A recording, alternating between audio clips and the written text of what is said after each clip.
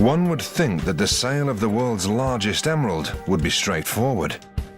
But self-proclaimed entrepreneur and broker Larry Beigler was one of many claiming ownership. Larry hears about it and thinks he's getting ripped off. Larry called me immediately, started blowing up my phone. Well, you can't move the stone. It's my stone. I said, it's not your stone. We lost it. We had to move it. We're going to sell it to settle this debt.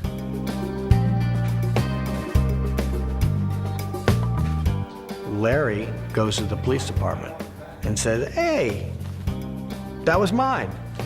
They stole it. And Larry shows him a bill of sale that stops with Larry. Doesn't show him his conveyance to Jerry. The Lieutenant Grubb of the Major Crimes Division took this very seriously. This is a, couple $100 million stone. The LAPD acted as if the stone had been stolen. Kit Morrison was accosted by the LA Sheriff's Department in his home in Boise, Idaho, when the LA Sheriff's Department fly up there in an unbelievable act of aggression. Knocked on the door. They knew I wasn't there, and they talked to my wife. They were certainly aggressive in the measure that they took to procure the asset.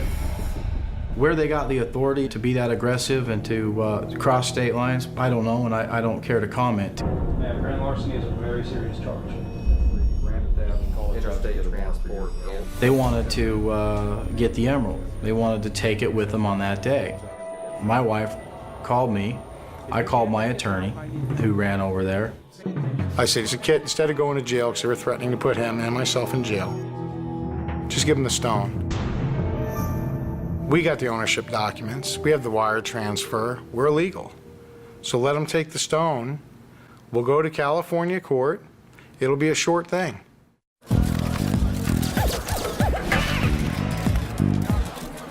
The local media in Vegas was going crazy. The media circus in LA was going crazy over this thing. Well, unknown to us, there were several other parties where they felt they had an ownership interest in this stone. Like bean sprouts that come out of the ground. We have 5 different claimants to this rock. Up comes Thomas, out of nowhere. Says, wait a second, I know it was 7 or 8 years ago, but I bought this thing back in 2001.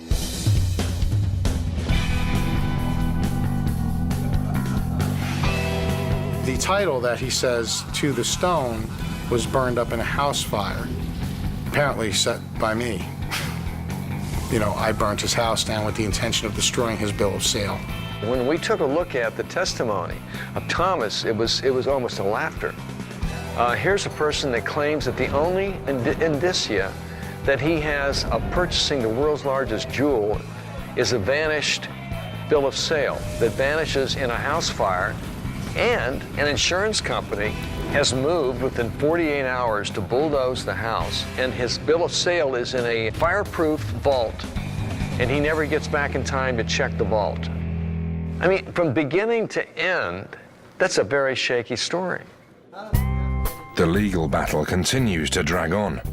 In appeal after appeal, 5 parties claim ownership. The Bahia Emerald is now worth millions of dollars more because it has a big nationwide story behind it. If everybody would just keep quiet, maybe Tony Thomas would go away and maybe we'll all be done with this. It's such a weird story. If you think about it, this was the thing. This was the great thing. But everybody had a creative way of trying to attach themselves to the stone.